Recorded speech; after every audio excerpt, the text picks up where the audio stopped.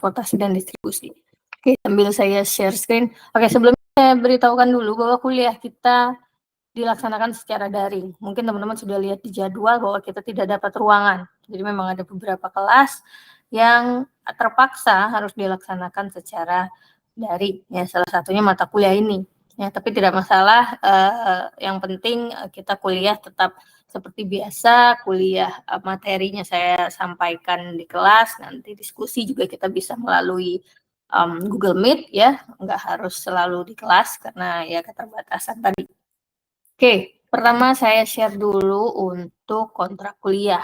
Ya, jadi seperti apa nanti materi, komponen penilaian yang akan kita jalankan selama 1 semester ke depan. Oke, ya ini kontrak kuliah, ya. Jadi di sini deskripsi singkat mata kuliah, apa sih mata kuliah sistem transportasi dan distribusi, ya. Itu merupakan mata kuliah yang memberikan pemahaman tentang transportasi dan distribusi pada jaringan logistik, ya. Jadi kalau di sini semua sudah ngambil manajemen rantai pasok, ya, kita bicara tentang logistik. Di sini di mana transportasi dan distribusi itu merupakan bagian satu tahap yang ada di dalam rantai pasok itu sendiri, ya. Jadi ya ini semacam next level lah ya untuk di bagian transportasinya. Ya, jadi mata kuliah ini melatih mahasiswa untuk dapat mengidentifikasi, memformulasi, menyelesaikan, menganalisis permasalahan dan mengusulkan rancangan solusi desain atau perbaikan pada kasus kompleks dalam bidang transportasi dan distribusi pada jaringan logistik. Ya, jadi nantinya dapat mengamati sistem transportasi dan distribusi, dapat mengidentifikasi, memformulasikan, merancang solusi, memberikan perbaikan, ya, untuk di bidang transportasi dan distribusi itu sendiri. Ya, materinya ada apa saja? Hari ini kita pengenalan sekilas apa itu sistem transportasi dan distribusi, lalu jenis-jenis moda transportasi, ya, sekilas, karena nanti akan dipelajari lebih dalam lagi di pertemuan berikutnya. Itu juga seperti apa peran teknik industri itu sendiri, ya. Lalu ada di sini logistik dan rantai pasok. Karena kita bahasnya transportasi dan distribusi dalam jaringan rantai pasok, maka kita bahas sedikit lah tentang logistik dan rantai pasok. Kita review kembali, ya, baik di rantai pasoknya dan logistik. Lalu berikutnya nanti juga akan ada transportasi dalam aktivitas logistik dan rantai pasok, ya, ada tentang saluran distribusi, desain jaringan, keputusan lokasi alokasi, lalu juga ada penentuan rute kendaraan, ya, algoritma genetika salah satunya yang nanti dapat digunakan dalam penyelesaian salah satunya nanti penentuan rute kendaraan, ya, dan juga nanti ada beberapa studi kasus, ya, terkait permasalahan operasional, ya, yang kaitannya dengan entah itu transportasi baik di darat, laut atau udara, ya, yang intinya kaitannya dengan jaringan logistik itu sendiri. Nah, capaian pembelajaran dan indikator pembelajaran di sini, jadi mahasiswa, ya, dengan mengikuti kuliah ini diharapkan pertama, ya, menguasai konsep teoritis sains alam, aplikasi matematika rekayasa, prinsip rekayasa, sains rekayasa, dan perancangan rekayasa yang diperlukan untuk analisis dan perancangan sistem terintegrasi. Diingat lagi bahwa kajian kita, ya, objek kajian kita adalah sistem terintegrasi. Jadi walaupun kita bicara tentang transportasi dan distribusi, kaitannya secara sistem suatu sistem di dalam industri itu sendiri, ya. Lalu mampu menerapkan matematika, sains, dan prinsip rekayasa untuk menyelesaikan masalah rekayasa kompleks pada sistem terintegrasi. Karena ini kaitannya nanti salah satu dengan penentuan rute kendaraan, ya, kita harus tahu pakai kendaraan apa, kapasitasnya berapa, rutenya mungkin nanti seperti apa juga, ya. Karena kan kita ujung-ujungnya nanti akan bicara tentang optimasi, tetap optimasi. Ya, apapun itu nanti akan dioptimasi supaya transportasi dan distribusinya itu berjalan dengan optimal. Lalu mampu memilih sumber daya dan memanfaatkan perangkat perancangan dan analisis rekayasa berbasis teknologi informasi. Ya, jadi nanti ada semacam pengenalan, ya, software, mungkin kalau sudah pernah ada yang belajar Lingo, ya, jadi nanti tetap kita gunakan Lingo untuk salah satunya VRP, gitu, ya, Vehicle Routing Problem, penentuan rute kendaraan, itu digunakan dengan Lingo, dapat mencari solusi dari penentuan rute itu sendiri. Lalu capaian berikutnya mampu meneliti dan menyelidiki masalah rekayasa kompleks dan merancang sistem terintegrasi menggunakan satu bidang keahlian spesifik untuk menyelesaikan permasalahan industri manufaktur, jasa, sosial kemasyarakatan dengan pertimbangan salah satu atau kombinasi dari kompleksitas ketidakpastian, hilirisasi, keberlanjutan, baik sosial, ekonomi, lingkungan, dan disrupsi teknologi era industri 4.0. Jadi capaian yang keempat ini, jadi teman-teman nanti akan diminta untuk meneliti, ya, menyelidiki, menginvestigasi, gitu ya, terkait sistem nyata, ya, yang ada di sekitar, yang kaitannya dengan transportasi dan distribusi itu sendiri, ya, menyelesaikan permasalahan. Oh, maka tadi tujuannya mengidentifikasi, ya, jadi nanti diidentifikasi permasalahannya, diformulasikan, lalu diselesaikan dengan metode apapun misalnya nanti, ya, dan diberikan usulan perbaikannya, ya. Jadi tidak hanya menyelesaikan, tapi juga dapat memberikan usulan perbaikan terhadap permasalahan yang ada di industri, terserah industri apapun itu nanti, ya.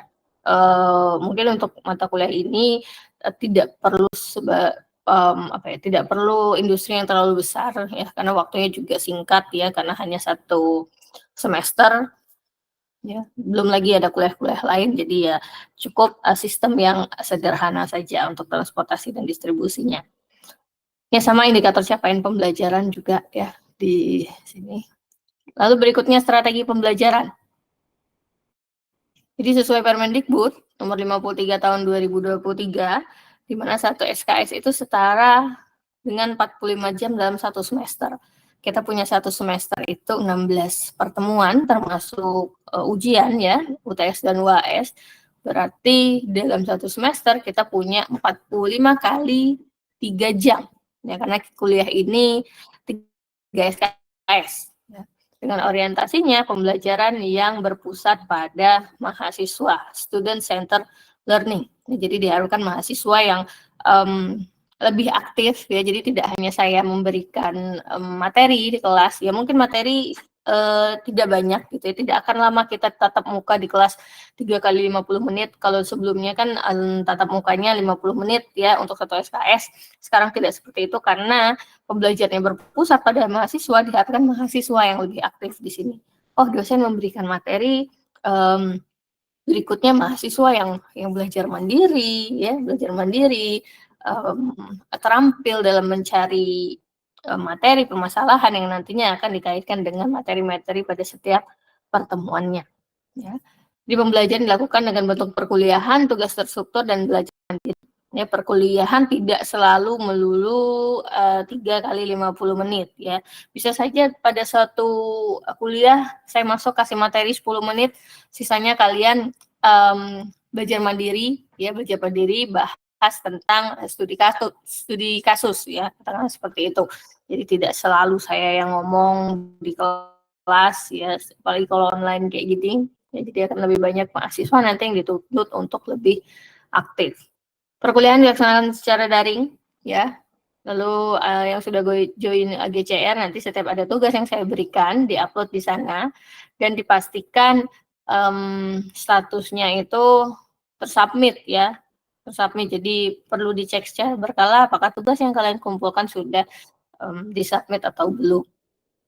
Oke, itu untuk strategi pembelajaran. Untuk tugas, ada tugas kelompok dan ada tugas individu. Tugas kelompoknya seperti apa? Mungkin di pertemuan tertentu yang saya berikan studi kasus, ya, itu akan dikerjakan secara berkelompok, ya, membahas seperti apa studi kasus yang saya berikan. Tugas individu mungkin ada pertemuan-pertemuan tertentu juga yang baiknya, ya, dikerjakan secara individu. Lalu ada kriteria penilaian. Ya, kriteria penilaian, ada tugas terstruktur, itu sebesar 10%, kuis 20%, ujian tengah semester, itu 30%, dan ujian akhir semester 40%. Ya, di mana tugas terstruktur tadi, ya, mungkin pada pertemuan tertentu akan saya berikan, tidak setiap pertemuan. Kuis pun juga akan pada pertemuan tertentu, ya. Ujian tengah semester sesuai dengan jadwal, ya. Biasanya kan ada jadwalnya nanti di pertemuan, di minggu ke-8, ya. Minggu 8 karena kita masih punya hutang 2 pertemuan, jadi nanti kita kejar ya supaya 2 pertemuan lagi itu selesai sebelum masa UTS tiba.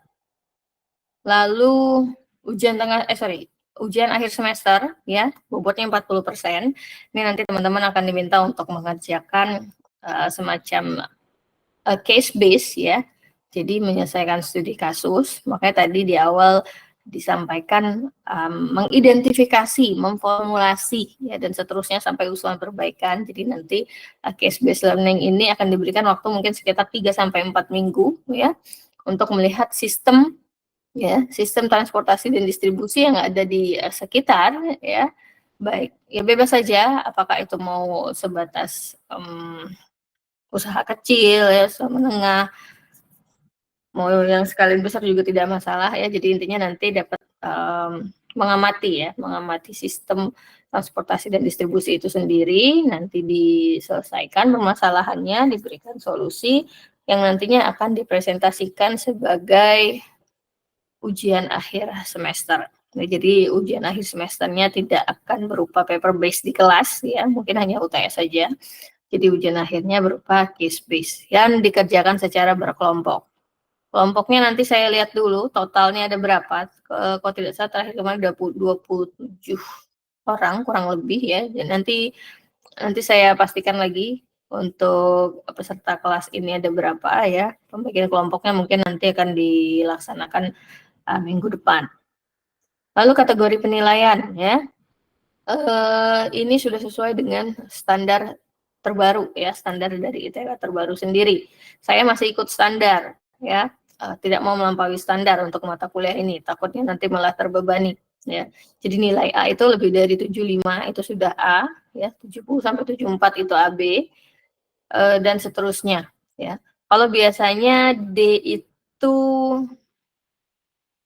saya lupa 55 45 sampai 50 atau intinya D itu tidak sekecil ini ya.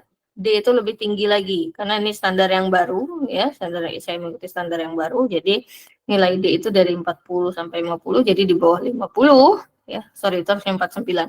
Di bawah 50 itu sudah tidak lulus. Nilai akhir ya, nilai akhir yang tadi ada bobot-bobotnya 10%, 20, 30, 40. Oke, itu untuk penilaian. Nah, ini untuk jadwal perkuliahan ya. Untuk materi-materi yang akan diberikan setiap minggunya ya. Pertemuan pertama ya, yaitu hari ini pengantar sistem transportasi dan distribusi, di mana nanti sekilas pengenalan ya, introduction, apa itu transportasi, apa itu distribusi, dan sedikit pengenalan moda-moda transportasi. Lalu di pertemuan kedua ada logistik dan rantai pasok. Karena mata kuliah ini ya, kaitannya dengan jaringan logistik dan rantai pasok, jadi nanti akan dibahas lagi ya terkait logistik dan rantai pasok, apa saja aktivitas aktivitas transportasi dalam logistik ya, aktivitas transportasi dalam rantai pasok, kaitannya antara logistik dan rantai pasok ya, dan lain sebagainya. Lalu di pertemuan 3 ada transportasi dalam aktivitas logistik dan rantai pasok. Ini nanti akan lebih detail seperti apa transportasi yang ada dalam aktivitas logistik tadi ya, dan juga rantai pasok dalam perspektif yang lebih besar, perspektif makro ya.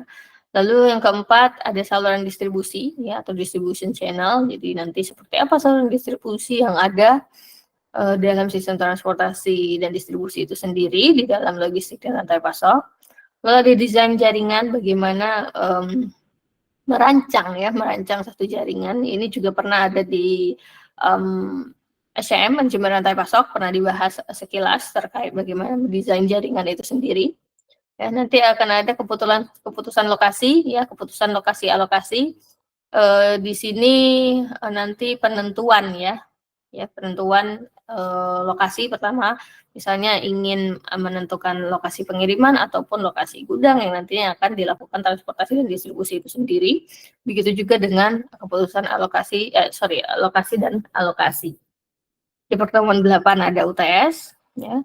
Di pertemuan 9 dan 10 ya, kita masuk ke materi penentuan rute kendaraan atau vehicle routing problem.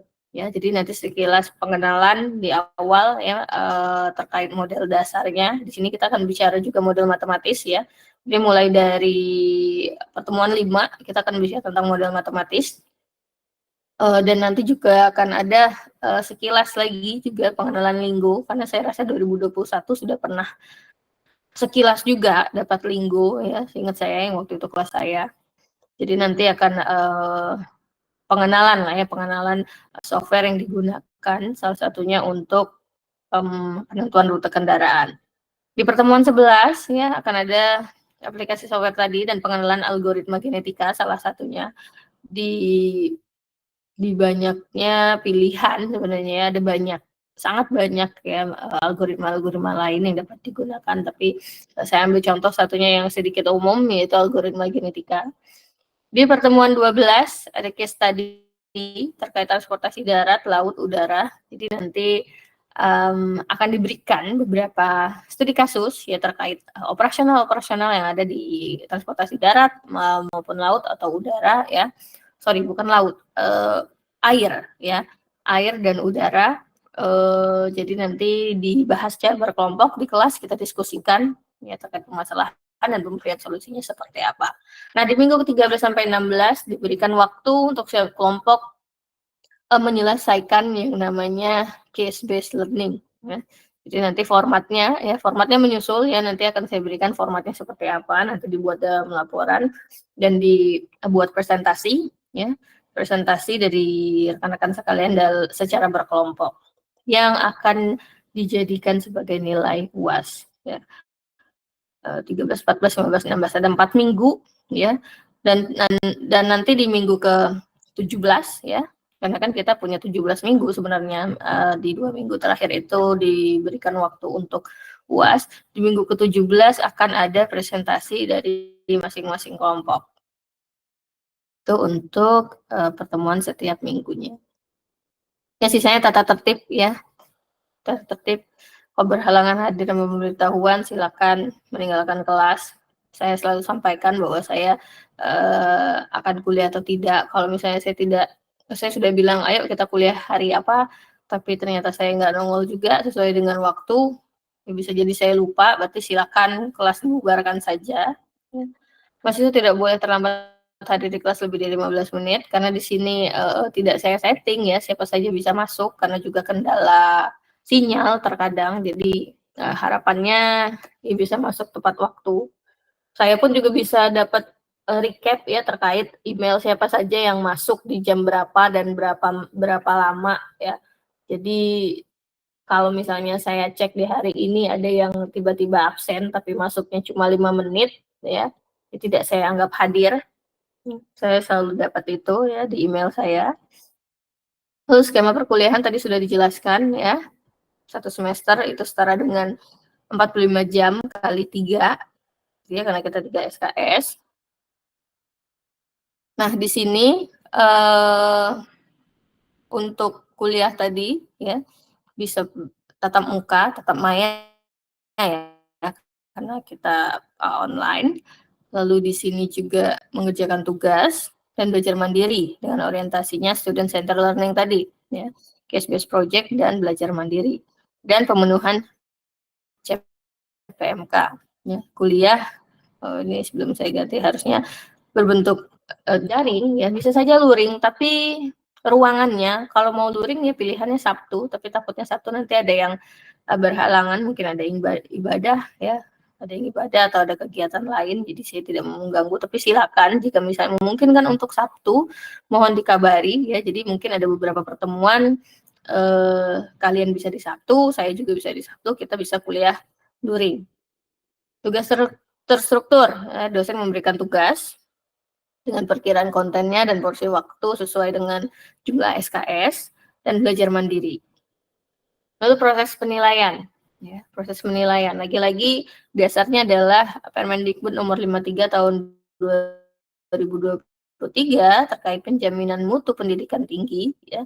Jadi harapannya mutu yang kita kejar di sini, ya, kualitas dari lulusan itu sendiri dari perguruan tinggi. Makanya base-nya, dasarnya kita menggunakan peraturan ini. Ya, jadi penilaian dilakukan secara valid. Ya, apa itu valid? Nilai apa yang seharusnya dinilai pada asesmen sesuai indikator. Ya, sesuai dengan capaiannya. Jadi penilaian harus mencerminkan kemampuan mahasiswa. Jadi benar-benar sesuai dengan apa yang kalian kerjakan. Tidak ada penilaian pribadi atau penilaian pendekatan apapun, ya, tidak ada. Lalu penilaian dilakukan secara reliable, ya, didasarkan pada data-data dari proses assessment, ya, yang sesuai dengan standar dan indikator yang diukur. Apa saja yang diukur? Contohnya mahasiswa mampu mengidentifikasi dari permasalahan dalam sistem transportasi. Oh, saya lihat dari tugas yang dikerjakan, apakah mahasiswa ini mampu mengidentifikasi masalah yang diberikan. Saya berikan case study, ternyata dalam mengidentifikasi dan memformulasikannya tidak benar, berarti tidak tercapai untuk indikator tersebut. Ya, jadi benar-benar dinilai sesuai dengan apa yang dikerjakan oleh mahasiswa. Lalu transparan, ya, penilaiannya transparan, biasanya berupa spreadsheet, akan dibagikan siapapun bisa akses, ya, di prodi, baik prodi, fakultas maupun GKMP dan juga mahasiswa. Ya. Komponen penilaian tadi sudah dijelaskan seperti apa. Ya, jadi tidak ada lagi pertanyaan-tanya di akhir, tugas saya seperti apa, tugasnya harusnya berapa persen, dan seterusnya, karena sudah disampaikan. Ini pun juga nanti akan saya upload di Google Classroom-nya. Jadi silahkan dilihat lagi Google Classroom-nya, dicek secara berkala Google Classroom, karena saya ya kalau saya mau upload materi, ya saya upload aja gitu ya, atau apapun lah materi ya. Tapi kalau tugas biasanya saya kasih tahu, oh tugas 1 misalnya silakan kumpulkan di KCR. Tapi kalau untuk materi saya tidak akan beritahu, jadi silakan mahasiswa secara mandiri ya untuk mengecek KCR-nya secara berkala. Lalu akuntabel, penilaian dilaksanakan sesuai dengan prosedur dan kriteria yang jelas, disepakati pada awal kuliah dan dipahami oleh mahasiswa. Ya, jadi tadi salah satunya dari komponen penilaian, ya, kriteria penilaian, kategori penilaian pun juga sudah disampaikan, ya, sudah jelas seperti apa untuk proses penilaiannya. Lalu berkeadilan, dilakukan berdasarkan standar yang mengacu pada indikator, tanpa memandang status mahasiswa. Ini tadi yang saya sampaikan. Jadi kalau misalnya indikatornya tidak tercapai, ya berarti nilainya tidak lulus. Ya, jadi saya tidak akan memandang, ini asisten misalnya, ini mahasiswa berprestasi, ini mahasiswa yang aktif organisasi dan seterusnya. Tidak ada status apapun, ya. Oh, ini saudaranya dosen siapa, ini saudara pejabat mana, tidak ada, ya. Jadi itu yang bersifat berkeadilan.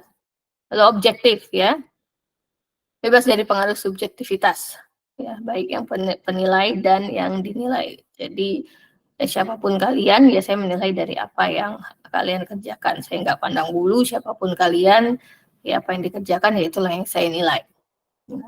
Lalu edukatif, penilaian yang memotivasi mahasiswa agar mampu memperbaiki perencanaan dan cara belajar dalam meraih capaian pembelajaran lulusan yang diturunkan dalam indikator pembelajaran yang disampaikan di awal kuliah.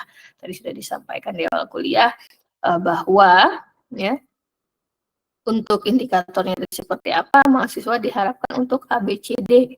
Ya, jadi itulah yang nanti akan dinilai oleh saya pada mata kuliah ini. Dosen berhak mengadakan perkuliahan tambahan di luar hari yang jadwalnya disepakati. Mahasiswa boleh mengikuti UAS, ya, berarti akan diizinkan untuk presentasi, ya, jika kehadirannya minimum 80%. Lagi-lagi untuk sakit, silakan izin dengan dibuktikan surat keterangan dari dokter, rumah sakit, puskes, klinik, atau manapun, ya.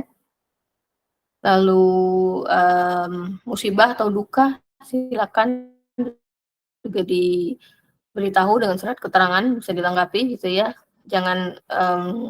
Jangan berita dukanya putus cinta lah, terus apalagi kucingnya mati lah gitu ya. Saya nggak terima yang kayak gitu ya. Jadi yang logis saja ya musibahnya. Lalu juga yang ikut kompetisi ya, ikut kompetisi silakan lengkapi surat dispensasinya, bisa dikirimkan ke saya untuk dapat saya berikan izin. Ya. Lalu terkait pakaian, ya ini kalau kita offline ya, berhubung kita online, saya nggak tahu kalian ya mungkin masih pakai, ada yang masih pakai daster, mungkin masih ada yang pakai kaos, ada yang masih sambil tiduran. Tapi harapannya jangan sambil tiduran, baiknya duduk ya. Pakaian karena saya nggak bisa ngelihat, saya juga nggak mewajibkan on cam, ya nggak mewajibkan on cam, jadi silakan saja. Yang penting kalian paham, ya kalian paham apa yang saya sampaikan. Kalau nggak tahu ya nanya, gitu ya. Intinya jangan kuliah sambil tiduran aja udah. Jangan sambil tiduran dan tidur. Bisa saja saya random manggil, oh si A, si B, nggak nyaut, oh berarti ini cuma join kelas aja. Gitu. Dosen memberikan nilai yang adil sesuai dengan bobot penilaian, ya. Wajib mengikuti UTS, tugas tutor dan UAS. Ujian bersifat tutup buku. Kalau ketuaan nyontek seperti biasa akan diberikan nilai 0 ataupun kerjasama dalam bentuk apapun, ya. Contek kerjasama akan langsung diberikan nilai 0. Lalu protes nilainya paling lama 2 hari setelah nilai keluar. Ya, jadi setelah nilai keluar di Syakat, ya. Tapi sebelum keluar di Syakat, saya akan share dulu spreadsheet-nya, ya. Jadi setelah 2 hari dari situ, setelah saya share spreadsheet, saya selalu lempar ke mahasiswa, silakan dicek nilainya. Ya, jika ada yang ingin protes, ada yang ingin melihat hasil ujiannya, silakan, ya. Lalu di sini mahasiswa dapat minta bukti, ya, bukti hasil penilaian ujian. Silakan saja, ya, tapi dengan catatan,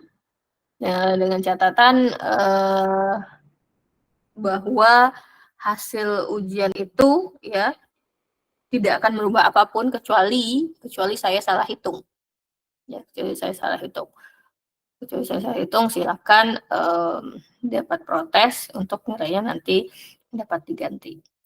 Ya, ini referensi yang digunakan, ya. Ada buku Chopra juga, kita kemarin sudah pernah pakai buku Chopra yang ikut SCM, ya. Ada buku David Rose di sini terkait distribution planning and control, ya. Dan juga terakhir ada buku Alan Ruster, ya, The Handbook of Logistic and Distribution Management. 3 buku ini yang akan digunakan, ya. Nanti ada lagi buku lain yang nanti akan saya share, bisa teman-teman baca, ya, untuk dapat menambah ilmu lah, ya, menambah pengetahuan terkait mata kuliah sistem transportasi dan distribusi. Oke, itu untuk kontrak kuliah. Ada yang ingin ditanyakan terlebih dahulu sambil saya cari casan.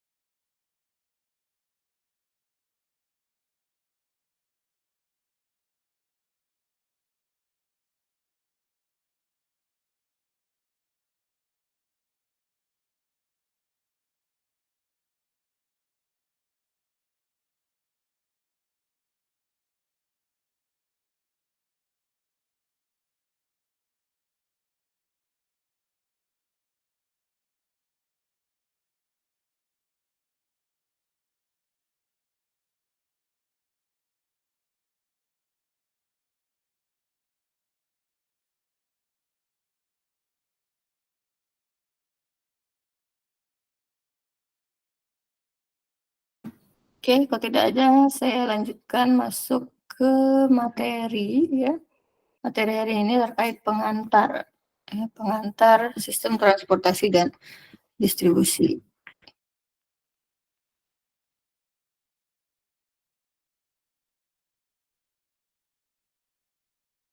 Oke, ya, jadi pengenalan ya sekilas untuk materi hari ini, tidak akan banyak ya terkait transportation and distribution system. Ya, kalau saya tanya sistem itu apa, saya rasa semua sudah tahu ya, karena sudah banyak melewati mata kuliah yang ada di teknik industri ya. Sistem. Nah, sekarang kita bicara tentang sistem transportasi dan distribusi. Ya, pertama kita masuk dulu apa yang menjadi learning objective atau capaian pembelajaran pada materi hari ini, yaitu materi tentang pengantar. Ya, yang pertama, mahasiswa diharapkan mampu menjelaskan ya konsep dasar dari transportasi dan distribusi. Lalu juga mampu menjelaskan tipe atau moda transportasi dan distribusi, ya, jadi nanti ada berbagai macam. Ya, lalu juga menjelaskan seperti apa peran industrial engineering dalam sistem transportasi dan distribusi itu sendiri. Oke, kita masuk ke distribusi ya. Jadi apa yang dimaksud dengan distribusi itu sendiri? Sebentar sambil saya ya. Definisi dari distribusi itu sendiri ya. Distribusi adalah kumpulan dari aktivitas ya, dari beberapa aktivitas. Dari beberapa aktivitas dalam rantai pasok ya, dalam rantai pasok yang saling berkaitan untuk pemindahan barang ya, finish good ya. Finish good dari produser ke customer. Siapa produsernya? Kalau kita ingat lagi di rantai pasok, kita kan punya beberapa stage ya. Rantai pasok beberapa stage yang dilakukan. Yang jadi dalam distribusi, aktivitas-aktivitas apa saja yang nantinya akan dilaksanakan ya dari berbagai macam entitas yang dalam rantai pasok yang kaitannya dengan perpindahan ya, movement dari produk tersebut, dari produsernya ke customernya, dari yang memproduksi ke pelanggannya. Jadi beberapa step tadi, beberapa tahap tadi ya itu dilakukan untuk memindahkan dan menyimpan produk dari supplier ke customer ya, itu yang di rantai pasok. Jadi dari hulu ke hilir ya, itu apa saja step-step yang nanti akan dilakukan untuk perpindahan produk itu sendiri. Nah, jadi dalam distribusi yaitu penyaluran ya. Penyaluran dari produk dari satu poin ke poin yang lainnya, dari produser ke customer, di mana proses-proses dalam distribusi itu sendiri ya itu termasuk dari seperti apa nanti jaringan-jaringan yang ada di dalamnya ya. Kalau kita di rantai pasok kemarin belajar terkait jaringan ya, jaringan transportasi ya, itu seperti apa jaringan-jaringan tadi yang saling berhubungan untuk dapat memindahkan ya, movement dari produk tadi, untuk memindahkan si produk tadi, mulai dari itu ke dari supplier menuju manufacturer, dari manufacturer menuju warehouse, dari warehouse misalnya ke retail dulu, atau bisa langsung ke end customer-nya. Jadi distribusi di sini ya seringkali melibatkan seperti apa warehouse salah satunya ya, warehouse, dan seperti apa pengirimannya ke customer ya, itu dapat lebih efisien. Kalau di gambar kita lihat dari supplier ya, ini akan include yang namanya inbound logistik dan outbound logistik ya. Jadi dari supplier ke company ya, seperti apa itu distribusinya ya. Berarti kan kalau dari supplier ke company kita berbicara tentang distribusi raw material ya, salah satunya raw material di sana, pengiriman dari supplier menuju company-nya yang nanti akan diproduksi ya di pabrik ya, itu bisa dikatakan inbound logistik. Lalu dari company menuju customer, di mana itu sudah menjadi barang jadi yang itu disimpan di gudang ya, atau mungkin langsung di-deliver ke end customer ya, itu disebut inbound logistik ya. Jadi distribusi itu terdiri nanti dari inbound dan outbound. Ya, dalam sistem distribusi ya, di sini juga dikenal beberapa karakterisasi, yaitu direct delivery ya, yang dikirim secara langsung, atau excellent delivery ya, excellent delivery. Nah, dalam direct delivery ya, produk itu dikirimkan secara langsung dari manufacturer ke customer. kalau di rantai pasok kita punya 6 ya waktu itu jaringannya, seperti apa saja, ada manufacture langsung ke delivery, ada yang butuh in transit, ya, ada yang dari retail, distribution center dan seterusnya, ya. Jadi kalau pengiriman distribusi secara langsung ya itu direct delivery, keuntungan seperti apa ya? Kita dapat mengontrol barang tersebut ya secara lebih tepat. Kenapa? Karena tidak banyak entitas yang ada di sana ya. Jadi dari manufacturer kita bisa tahu langsung apakah sudah sampai ke customer atau belum ya. Lalu jumlahnya juga seperti apa, tidak banyak in transitnya ya. Cuma seperti apa lagi juga kekurangannya ya. Yang jelas cost ya, kita bicara cost outbound-nya ya. Outbound-nya karena tadi dari pabrik menuju customer itu sebut outbound tadi ya. Jadi cost outbound transportation-nya itu harus yang dikeluarkan lebih besar ya. Kenapa? Di rantai pasok juga kita ingat lagi bahwa pengiriman dari manufacturer yang jelas pertama tidak mungkin dalam jumlah yang kecil ya. Rugi perusahaan kalau dalam mengirimkan dalam jumlah yang kecil ya ke customer yang hanya mesen cuma 1 dus ya, tapi dia punya perusahaan punya katakanlah mode transportasinya truk yang muatannya 20 feet misalnya gitu ya. Pakai kontainer kan itu sangat-sangat besar, biayanya sangat tidak efisien juga ya. Itu keuntungan dan kekurangannya. Nah, lalu kalau sistem excellent delivery ya, di mana produk tadi dipindahkan dan ditempatkan menggunakan hierarchical channel structure ya, bergantung nanti ya. Nanti bisa ada yang single echelon dan juga multiple echelon. Jadi ini bergantung dari perusahaan lagi ya, perusahaan seperti apa ingin strateginya dalam rantai pasoknya, dalam pengirimannya. Keuntungannya apa ya? Keuntungannya produk ya. Pertama keuntungannya produk itu akan available langsung ke customer ya, dengan minimal delivery time ya. Jadi contoh saya sebagai customer, saya mau pesan barang A nih, tapi pabriknya jauh. Oh ternyata untuk perusahaan ini dia multi echelon, katakanlah dia punya distribution center dan punya retail ya. Jadi saya bisa langsung belanja ke retailnya. Jadi saya bisa langsung pesan ke sana ya. Dan pengirimannya pun saya kalau saya mau menggunakan jasa pengiriman tidak akan lebih lama dibandingkan saya minta kirim dari pabriknya langsung ya. Itu salah satu keuntungannya. Disadvantage-nya apa? Kekurangannya apa? High cost ya.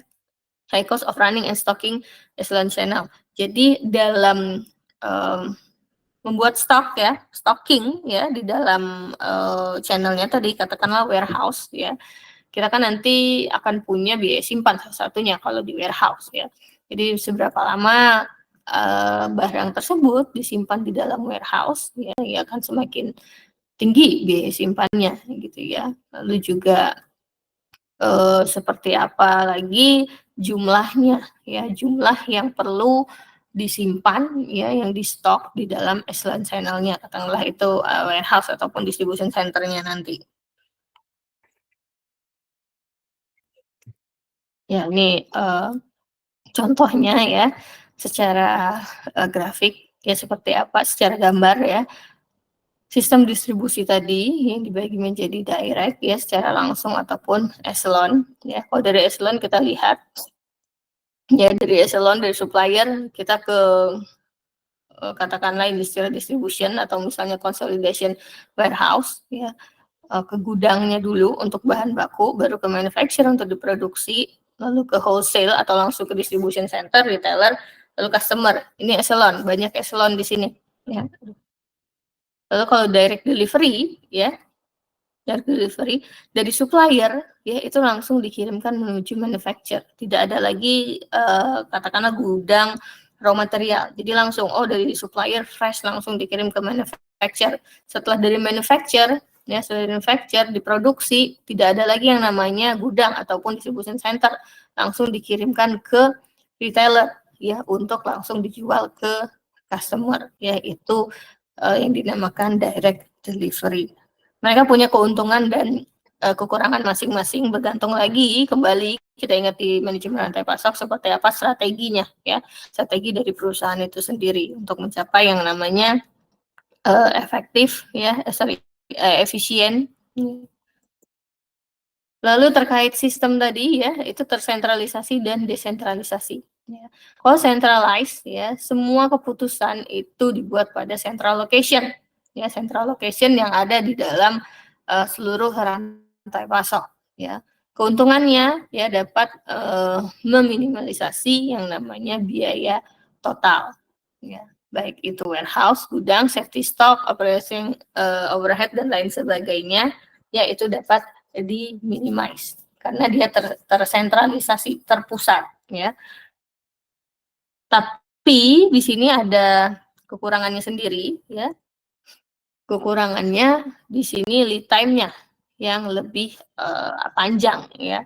Lebih panjang dibandingkan dengan terdesentralisasi ya. Nah, kalau desentralisasi keputusannya dibuat pada setiap level eselon, bergantung nanti seperti apa. Contohnya tadi sistem distribusinya menggunakan single eselon atau multiple eselon, ya, lalu eselon yang mana yang mengambil keputusan, ya.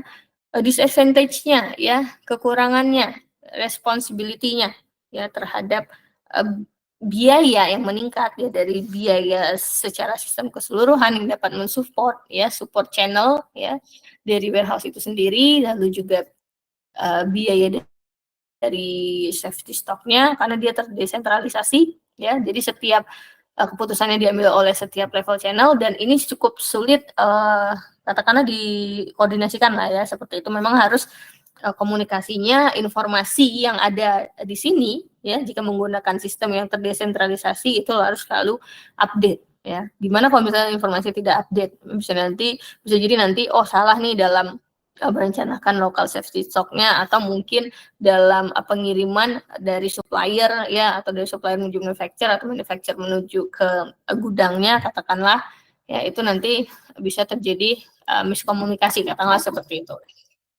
Lalu advantage-nya, keuntungannya ya, keuntungannya dengan sistem desentralisasi ya, itu lebih dekat ke customer. Ya, memang lebih dekat customer dan delivery-nya, waktu delivery-nya itu lebih singkat serta outbound delivery-nya juga menurun karena jaraknya tadi ya, karena dia sudah terdesentralisasi.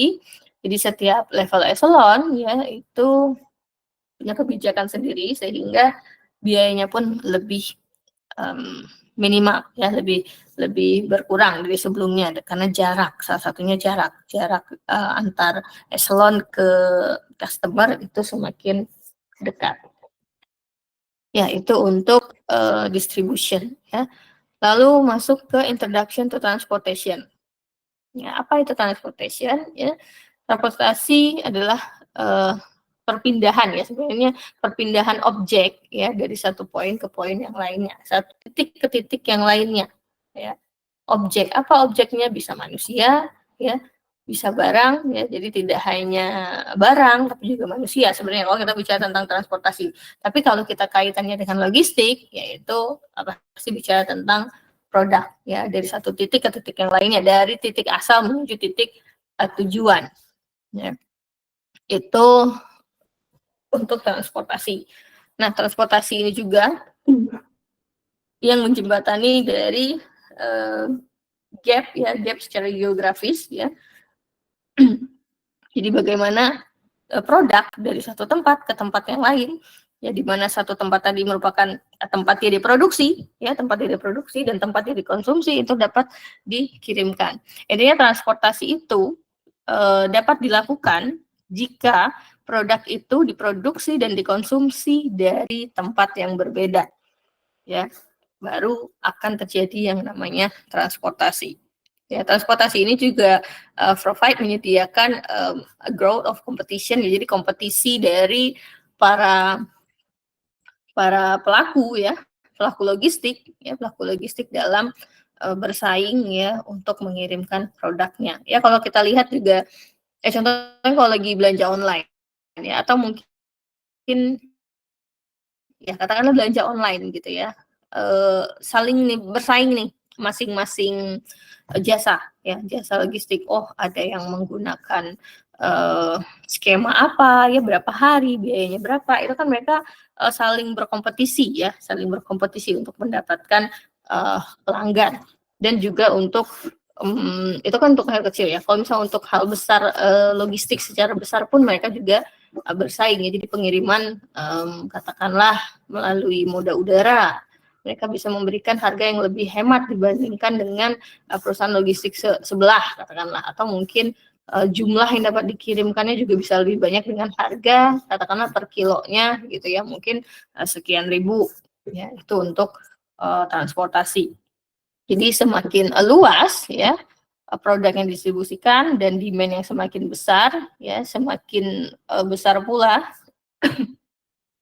economy of scale itu sendiri dalam produksi dan channel transportation. Jadi intinya lebih efisien ya, lebih efisien dan biaya yang lebih murah, maka biaya jualnya pun, harga jualnya pun juga akan lebih murah. Nah, di sini transportasi nanti erat kaitannya dengan yang namanya economic of scale ya. Nanti akan dibahas tentang economic of scale lebih lanjut nanti di pertemuan ketiga ya, untuk membahas tentang transportasi. Ya, mungkin di sini ada sekilas ya untuk seperti apa itu ya fundamental konsep ya, konsep dasar dari transportasi itu sendiri. Ya, ini ada economic of scale, economic of distance, dan cost of velocity ya. Jadi kalau economic of scale ya, itu menjelaskan bahwa volume ya, volume dan berat dari load tadi ya dapat meningkat, increase the cost dari transportation yang menurun ya. Jadi contohnya ya, kalau kita punya dua moda, katakanlah dua moda transportasi. Jadi biaya dari TL ya, di mana full truckload ya dalam pengiriman itu akan lebih murah ya, akan lebih murah dibandingkan LTL, less than truckload. Katakanlah kalau kita menggunakan full truckload, oh berarti kan kita mengirimkan barang dengan jumlah katakanlah 50 ton gitu ya, dibandingkan dengan LTL yang kurang dari truckload, berarti kurang dari 50. Kalau kita hitung harganya per unit ya, maka akan lebih murah dengan menggunakan TL. Di sini itu economy of scale. Jadi semakin banyak barang yang dikirim ya, semakin banyak barang yang dikirim dengan satu moda katakanlah, maka biaya pengirimannya per unit akan lebih murah. Ya, itu economic of scale. Lalu untuk economic of distance ya, ini kaitannya dengan cost per unit dari beratnya tadi ya, beratnya yang berkurang dengan jarak ya. Jadi contoh kalau dengan jarak yang jauh ya, jarak yang jauh itu kita mengirimkannya dengan moda yang memiliki kapasitas yang lebih besar. Ya contoh tadi yang saya sampaikan, kalau dari manufacturer langsung ke customer ya, langsung customer, kalau cuma mesen satu kardus ya dengan jarak yang jauh kan itu sangat-sangat tidak ekonomis ya. Nah, contohnya juga kalau mau ngirim jarak jauh ya, barang jarak jauh kan biasanya perusahaan itu kan ngirim pakai kontainer yang punya kapasitas masing-masing ya. Sehingga biaya transportasinya ya untuk setiap unit itu akan lebih murah ya, akan lebih murah. Itu kaitannya dengan jarak. Jadi semakin jauh jarak yang ditempuh, maka ya biaya per unitnya itu akan lebih murah untuk satu produk ya. Lalu principle of cost of velocity ya, jadi kecepatan ya. Kecepatan dari perpindahannya itu sendiri ya. Jika kecepatannya meningkat, maka biayanya pun juga meningkat. Ya contohnya kayak kita kita mau ke Jakarta naik pesawat dibanding kita ke Jakarta naik Damri, katakanlah seperti itu, naik bis katakanlah ya. Jadi semakin cepat ya, karena kalau naik pesawat ya paling berapa sih, 30-40 menit, 40-50 menit ya, dibanding dengan kita naik darat, misalnya via darat lalu nyambung lagi via air ya, itu kan akan lebih memakan waktu yang lama ya. Jadi 3 konsep dasar ini ya untuk transportasi. Economic of scale ya, di mana jika volume dan beratnya itu meningkat ya untuk load-nya, maka biaya transportasinya akan menurun ya, dia berbanding terbalik. Lalu economy of distance ya, jika biaya transportasi per unit itu berkurang ya, maka jaraknya bertambah. Dia juga berbanding terbalik antara jarak dan biaya transportasinya ya. Sebaliknya ya, cost of velocity itu dia berbanding lurus, di mana kecepatan perpindahan barang tadi itu akan berbanding lurus dengan biaya transportasinya. Semakin cepat dia dikirim, maka akan semakin tinggi biaya yang dikeluarkan ya. Itu untuk prinsip dasar dari transportasi itu sendiri. Yaitu pengenalan untuk distribution and transportation ya. Nah, ada satu lagi ya terkait moda transportasi itu sendiri ya. Jadi dalam transportasi ya, pertama ya kita perlu mentransportkan dulu, kita perlu memindahkannya dulu ya. Memindahkan barangnya tadi, produknya tadi, objeknya tadi ya, dari satu titik ke titik yang lainnya, dari titik sumber ke titik tujuan ya. Itu yang dinamakan dengan transportasi tadi ya, proses pemindahannya dia bergerak ya, transport. Nah, distribusi tadi ya, itu aktivitas-aktivitas yang dilakukan dalam pemindahan tadi ya, salah satunya transportasi ya, salah satu transportasi. Jadi dalam distribusi itu ada yang namanya transportasi, di mana dalam distribusi itu akan melibatkan entitas-entitas lainnya. Ya, contohnya tadi ada gudang, ada apalagi tadi, ada retailer, ada manufacturer, dan seterusnya ya. Jadi itu yang dimaksud dengan distribusi dan transportasi. Nah, sekarang kita masuk ke moda-moda transportasi. Jadi secara umum ya, moda itu ada pertama moda darat ya, moda jalan, ada jalan ya. Jalan ini berarti contohnya ya mobil, truk ya, apalagi sepeda motor, mungkin ya becak, mungkin juga masih masuk transportasi. Cuma kalau bahasanya sudah logistik ya, itu pasti akan moda yang lebih besar lagi. Lalu nanti ada moda rel ya. Rel ya pasti kereta salah satunya ya. Kereta bisa kereta barang ya, kereta penumpang ya, kan kita di Lampung juga ada kereta. Lalu nanti ada juga yang namanya, sebentar, ini motor, road ya, ada rail, lalu ada air ya, air transport, udara ya, udara ya kita punya pesawat ya, pesawat bisa ngirim penumpang, ada kargo, ada helikopter ya. Lalu juga di sini nanti ada water transport ya, jadi bukan transportasi laut, tadi transportasi air ya. Banyak kan, bisa yang di laut, bisa yang di danau mungkin ya, bisa di sungai ya, jadi tidak hanya di laut saja transportasi air ini ya. Jadi transportasi air ya, yang meliputi ASDP ya salah satunya ya, angkutan sungai ya, lalu juga transportasi laut ya, lalu di sini terakhir ada pipeline ya, moda pipa. Apa saja yang dikirimkan melalui pipa ya, contohnya gas ya, gas, minyak, air ya, itu kan juga perpindahan ya dari satu sumber ke tujuan ya, produk yang dipindahkan tadi ya. Dan beberapa advantage-nya ya, mungkin nanti bisa dibaca saja untuk advantage-nya ya, saya tidak akan menjelaskan.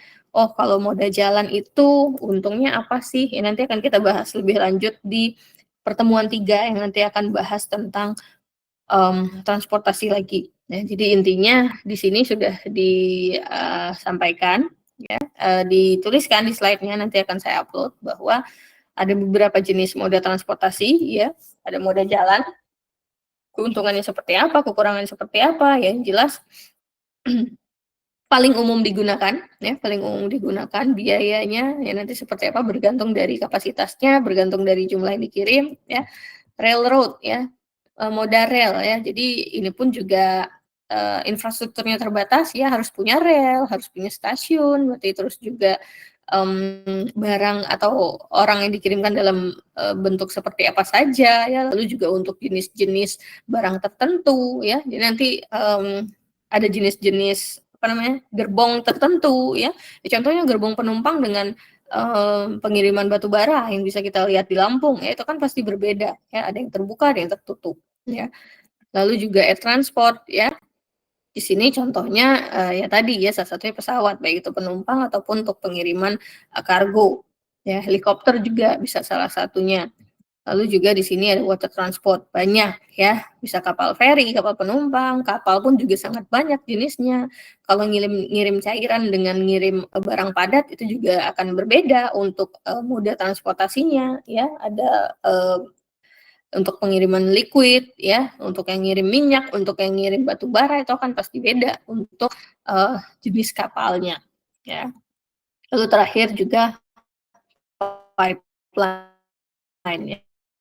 ya, pengiriman, dengan moda pipa. Contohnya air, gas, minyak ya, itu salah satu, kabel juga ya, salah satunya kabel optik ya, fiber optik juga, itu salah satu moda transportasi yang digunakan, ya.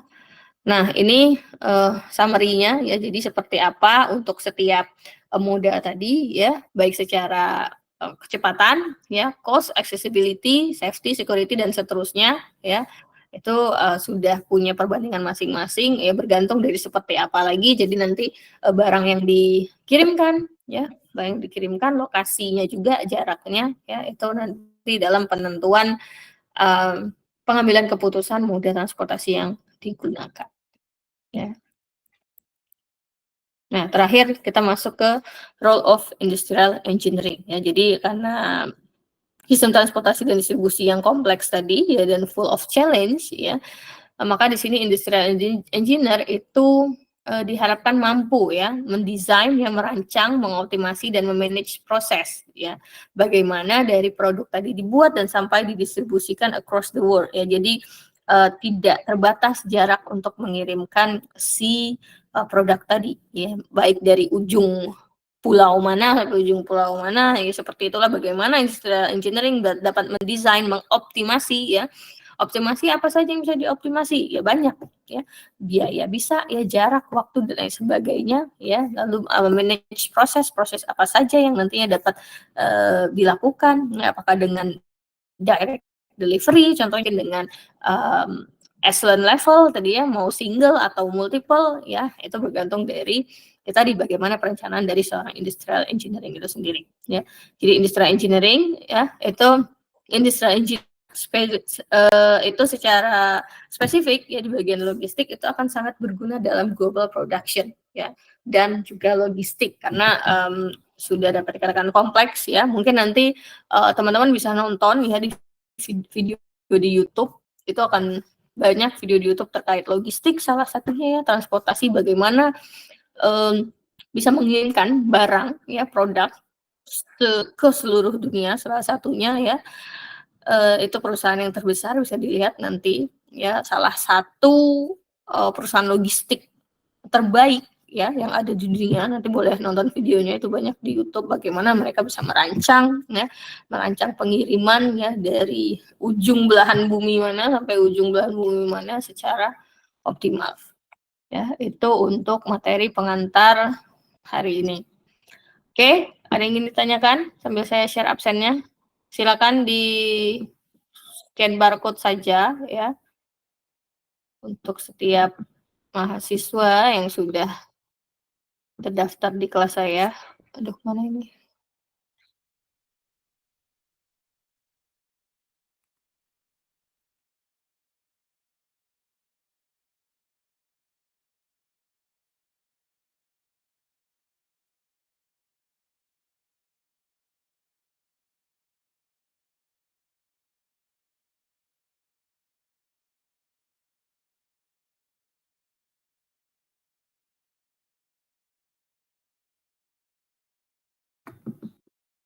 Oke, sudah, silakan di-scan untuk absennya. Ya, jadi nanti untuk semua filenya akan saya upload di GCR, harapannya sudah gabung semua di GCR.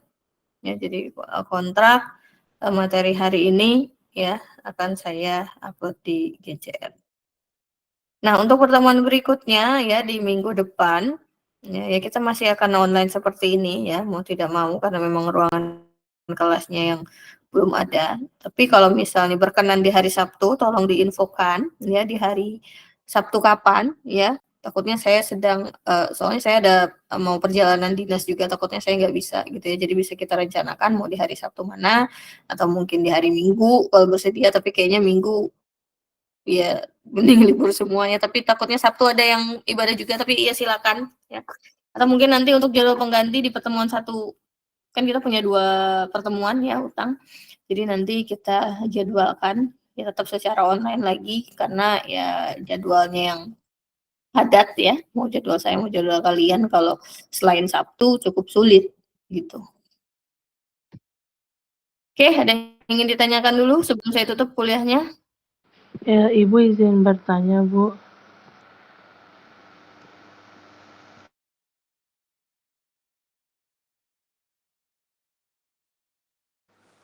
Ibu, saya Olivia izin bertanya, kalau nggak bisa absen paket, Bentar, Olivia nggak masuk suaranya. apakah suara saya masuk, Bu? Oke, sudah masuk. Ibu, kalau nggak bisa absen paket, bagaimana ya, Bu? Oh, oke, nanti saya rekap aja sendiri. Kenapa nggak bisa ya? Oh, kemarin itu saya aplikasinya error kan, terus saya delete, tapi nggak bisa di-download lagi di HP saya, Bu. Oh, aku coba lapor aja ke helpdesk ya. Nanti Ya, baik. ya nanti saya rekap aja, kan ini masuk ke email saya nanti ya siapa saja yang join. Ya, siapa lagi? Anjar. Terima kasih, Bu. Ya, Tadi barcode-nya ketutupan itu, Bu, jadi nggak bisa di-scan. barcode-nya. Terus ada lagi? Ada lagi yang belum? Izin Bu, saya Tengku Rahman Hakim juga. Tadi scan nggak bisa Bu. Gitu. Nggak bisa scan. Oke, bentar ya. Saya ini lagi. Ada lagi yang kendala absen? Izin Bu. Izin, Bu. Esther Anggi juga kendala, Bu.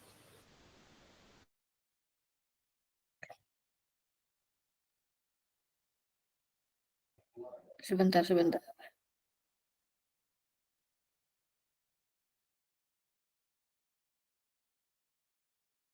Ya, yang belum scan tadi silakan dilanjutkan scan-nya. Bagi yang tidak bisa scan ya, segera diurus nanti ya untuk poketnya. Sementara saya rekap aja dari email yang masuk ke Google Meet saya. Oke.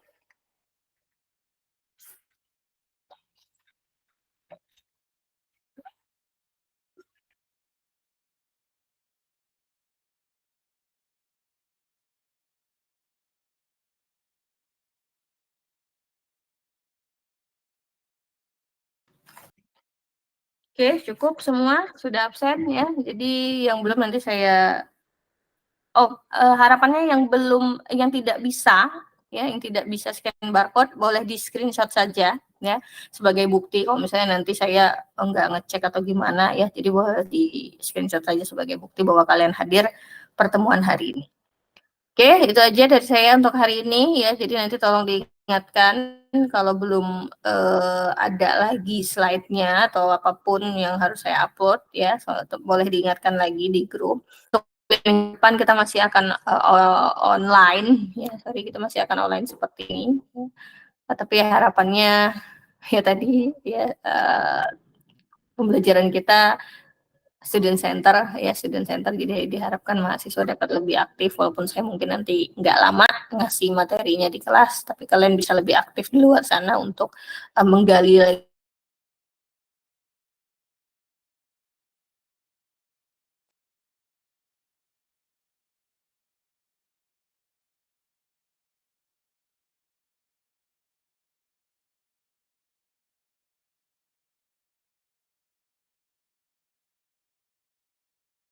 Oke, mungkin itu saja dari saya ya. Terima kasih semua. Saya tutup. Selamat siang. Assalamualaikum warahmatullahi wabarakatuh.